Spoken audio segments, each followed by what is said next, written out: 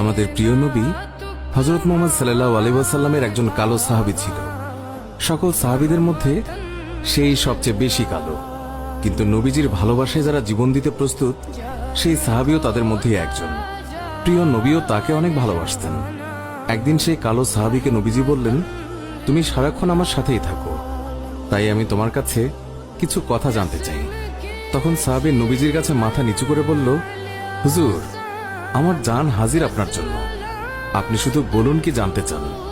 তখন নবীজি বলল, তোমার বিয়ের সময় হয়েছে, তুমি কি প্রস্তুত? কালো সাহাবী মাথা নেড়ে বলল, হুজুর, আমি এত কালো, আমার কাছে কে মেয়ে দেবে?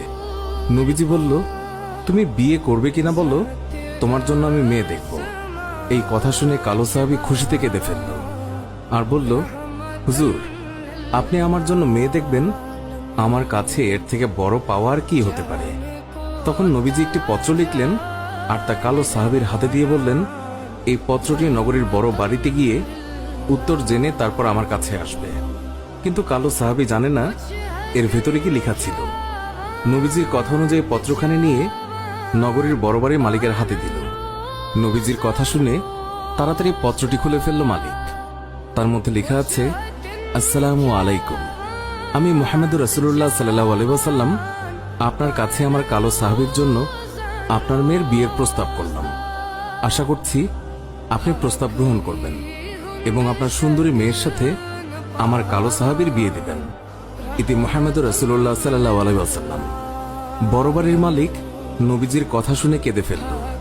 আমার একমাত্র মেয়ে, মদিনায় যাকে সবাই চেনে হুরে মদিনা বলে।